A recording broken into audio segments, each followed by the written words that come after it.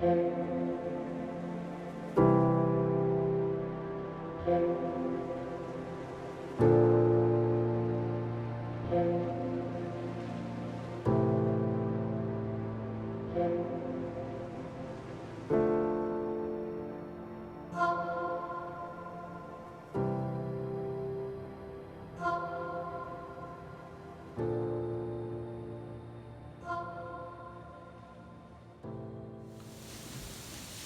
a warm welcome to you all. It is Christmas Day for me, and I thought I'd come up in the train room for a couple of hours, have some running around. I bought myself a little gift. I've actually bought myself two gifts. I've got myself a little Hornby 08 shunter, a class 08.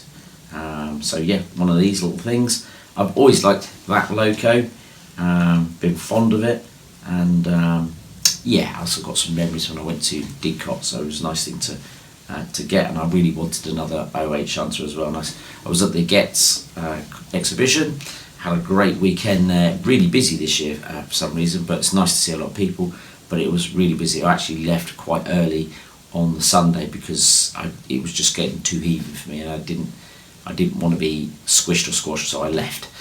So apologies if I was going to try and meet some people, but I think you wouldn't have seen anyone anyway. It was just chaos. It was just literally heaving.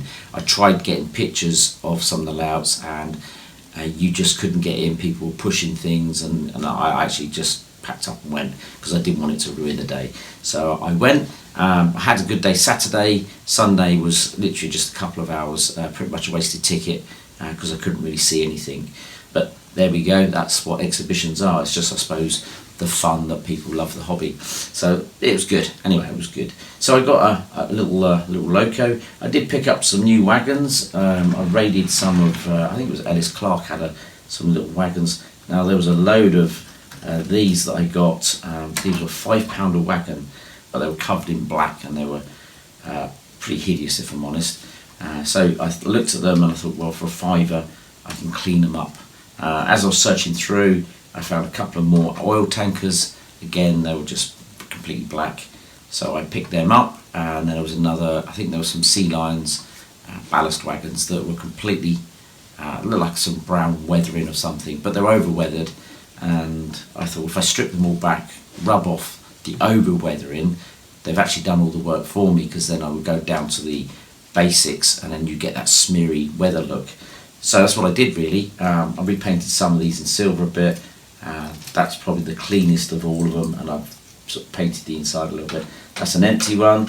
So I've got another few of them, so I think I've got about 12 or so now. I've got a full rake pretty much of these little hoppers, and I've also got now about 6 of the Sea Lion ballast wagons, which is nice because they're 40 odd quid to buy.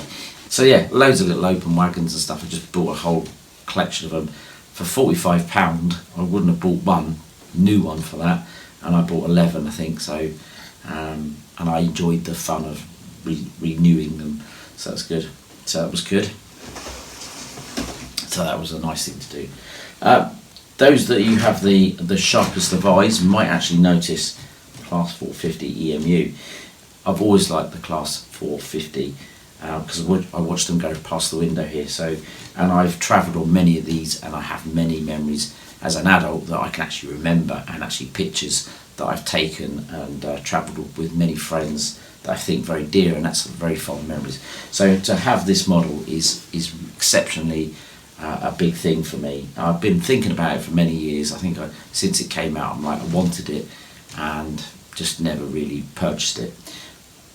They're getting rare, they're getting really thin between seeing them. I know there's a new release coming out in the next couple of years or so, or when or how that looks, I don't know.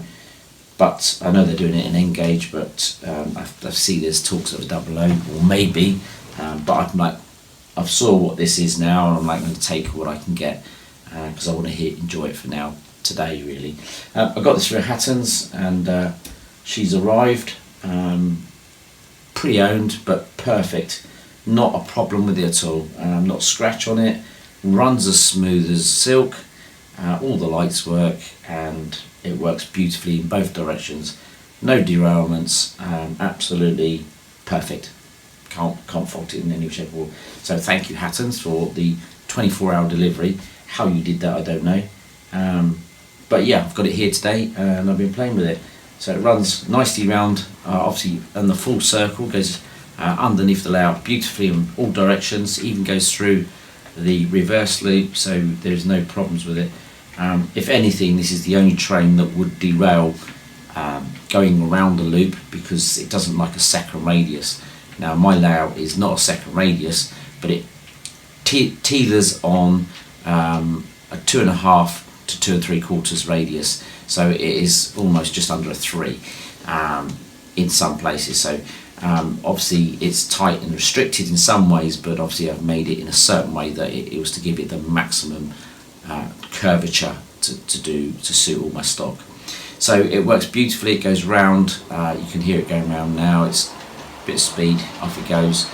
It's going to go round, go underneath the station bit here, go around underneath, come out this side here, and I can reverse the loop and it will go back round, come back round on itself, and take twice as long to come round.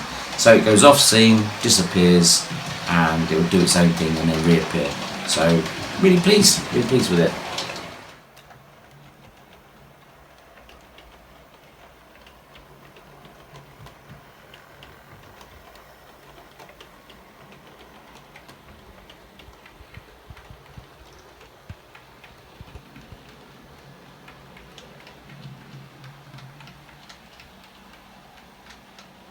You might have noticed I've done some work to the station. At this point we're actually going back about 3 months. This is where I was planning to put the station back on the top there. I was playing around with some ideas, and my thought was to pretty much recreate the old layout. So the old station coming back on to where it is now, on the top embankment, that was a really nice key feature, and it's actually gone better than I expected, if I'm honest. I put a little bit more time into it, I put a lot more work into it, and this is, as of today, has come on a lot further. So I think all this ground preparation of where you're looking at now is very key to the where I needed to get to. I obviously, in my mind, I wanted to get that London overground feel where you see a station pretty much like I had on the old layout, without the middle section, but then that drop off, that embankment, and I think that's a very London kind of look, or many places, but it's a very London look, and that was something that I was very keen to capture. These were pretty much, they start off with this kind of colour, and I paint them in the rustic brown, which is the rustic paints. One's a orange and one's a brown. I literally just smear it all over the brickwork and then let it dry, and then add a skin colour, 50-50 wash for the mortar to let it sink in, let it dry, and pretty much that's it really. That's how I've done it.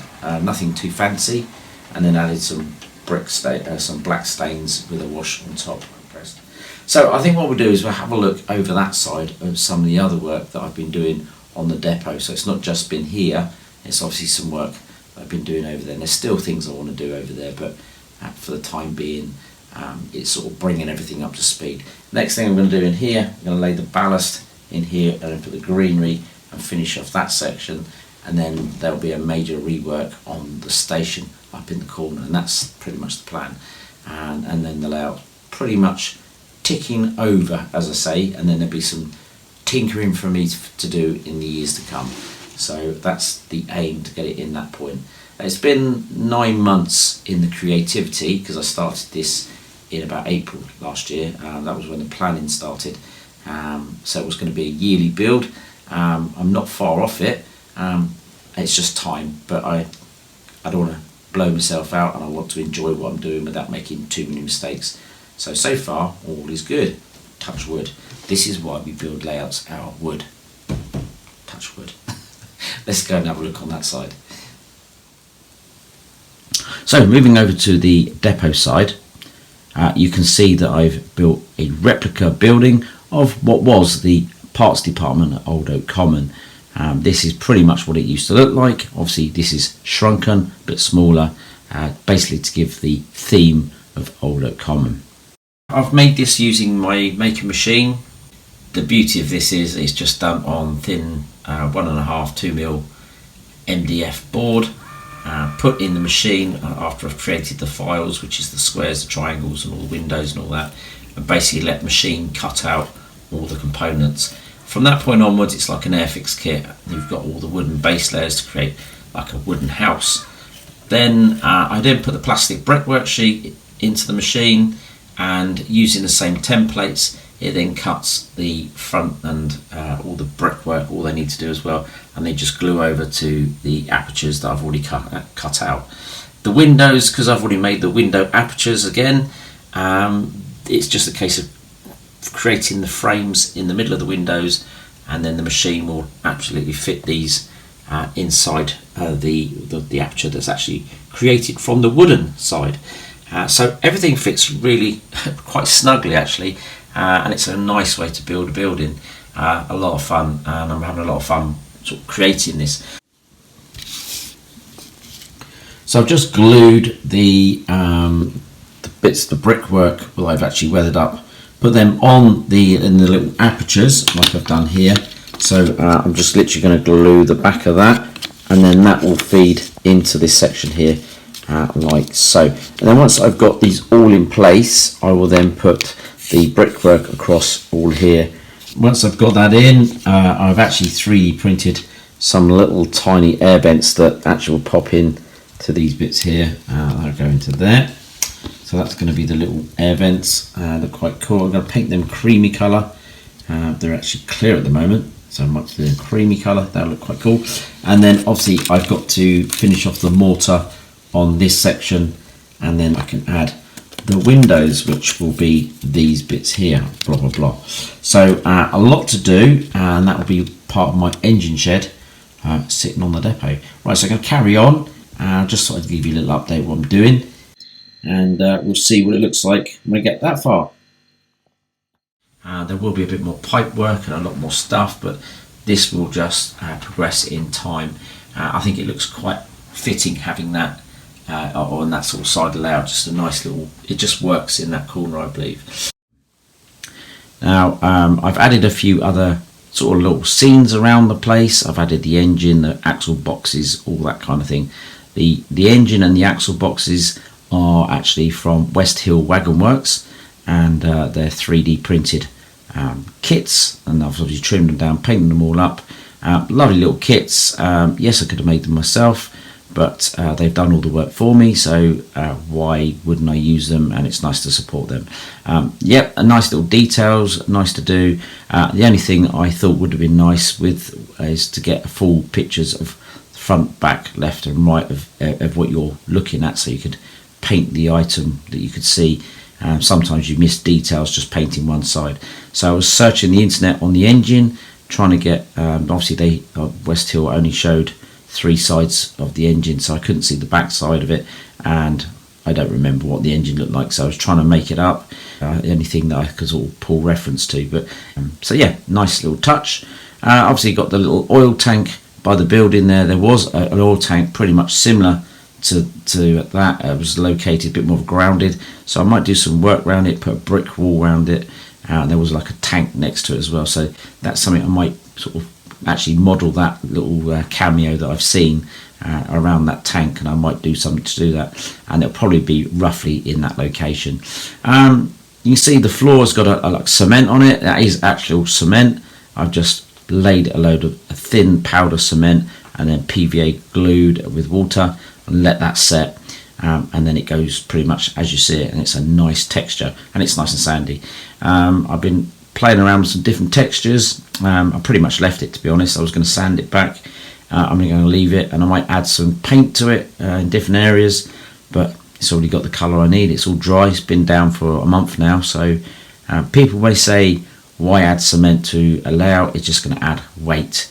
But then I weighed the filler that I was going to put on top instead, and it actually weighed more, so there's no real difference. So yep, nice little touch, nice and easy to do, and I've seen many modelers use real cement. Just be very careful if you use cement, because it's not a very friendly stuff because of the dust. So you probably do something like that outside. That's what I would recommend if you can do something like that. But other than that, that's good. If we move over to the other side, move the camera over. You might just catch a glimpse of the canteen. This was actually the canteen at Old Oak Common. Now I did make this with a roof, and it was pretty much more like that creamy colour, as it was depicted at Old Oak Common in the sort of 80s and 90s. Now I put it on there in that cream colour, and it looked absolutely hideous, and it is hideous anyway. And it would have been a light colour because obviously the heat going through the roof, so it would have deflected the heat. It also had some windows at the top aperture bit at the top there. I've taken them out because I don't really want people to see through the top.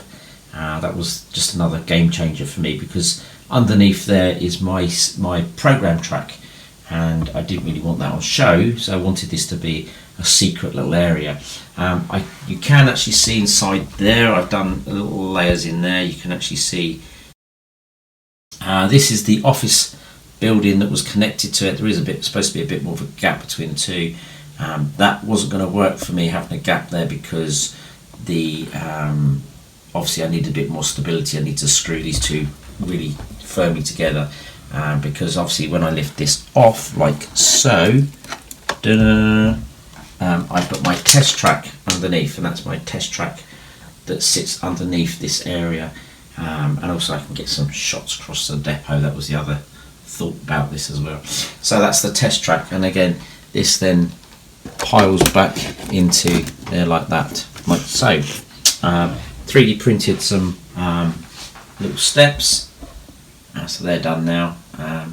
Again, using the Cricut software, all I needed to do was measure the distance from the bottom of the door, and then AutoCAD basically was the same dimensions, gave me millimeters, and then I could create the staircase. And I literally just incorporated the two files together, and obviously I could build one on top of the other. So as soon as I printed the stairs out, they fit exactly where they needed to be. It's not 100% of what that building looks like. Again, it's just my own take, my own version, but with the theme of Old Oak Common.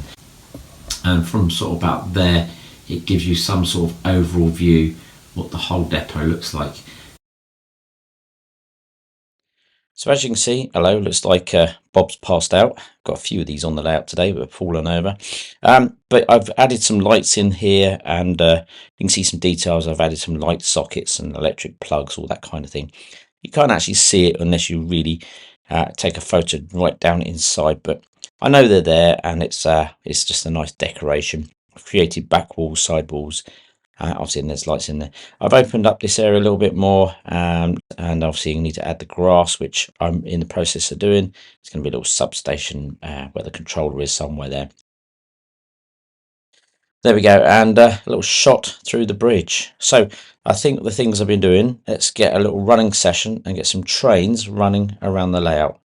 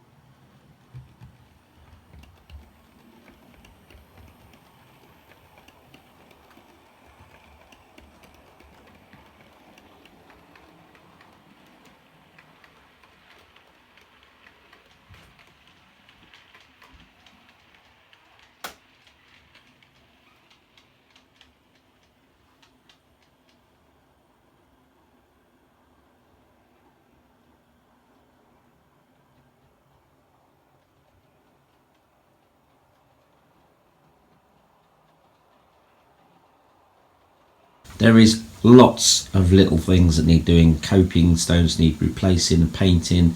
There's gaps everywhere. There is lots of things that needs a lot of weathering. All these sort of things are stuff that I can pick up while I'm on the go. That was the whole idea. I don't want to get everything perfect as I'm going along. I want things to be in place and where it looks, and then I will come back over and then I'll literally just play around making things better. I think if I spent the time trying to do that now, I'd probably unpick something that I've already done, and that was something I learned on the other layout. So yeah, it's about getting the foundations in, laying it where it needs to be, and then perfecting it going forwards. So as I had mentioned previously, obviously I went to the Getz Model Railway Show, which is the great electric train show, which is up in Milton Keynes, and had lots of fun up there, met a few friends, obviously caught up with Paul and Paris, and Mr. and Mrs. Northeastern, Tony and Laura. We all went out for an evening meal. I had lots of, probably too much to drink, and lots of lovely food and lots of lovely memories shared, lots of good times. So it was a lovely thing to do. I enjoyed that. Caught up with many other people, caught up with Carl, Susanna, many other YouTubers as well. We all had a little meet up. I think it was on the first or second floor. We all sort of caught sight of each other. I think it was around about 11 o'clock. So that was nice to do. So I think this is where we wave goodbye. Paul and Paris are giving a little wave. I do need to send them a mini me, so that's something I need to get sorted whenever I can find someone to scan. So I need someone a bit local. Anyway, so there we have it. That's pretty much a little update for you. Sorry it's taken so long, but as you can see, I have been busy with making components, painting brickwork, cutting plastic card, all that kind of thing, and it takes a little while to do these things, let alone to make the programs to cut them out or to create them. So it is what it is. It's a model railway. At the end of the day, it's supposed to be fun. I'm not doing this for commission or Patreon or anything like that. It's just purely to have some fun, and I am, so that's what it's all about. So there we go. That's pretty much where I am on the layout. I will get on with some more bits. Obviously I want to finish this off, do that bit over there, and yeah, get some more bits done, do a little running session for you, and we'll have some more fun. Got some more days planned out in London. That's going to be next year, 2024, so a whole new year. So there'll be some more stuff to do. So of course, take care, see you soon, and as we always say, happy modelling, and look after yourselves. That's the most important thing. Yes, keep positive, keep smiling. Till then, cheery bye, see you soon.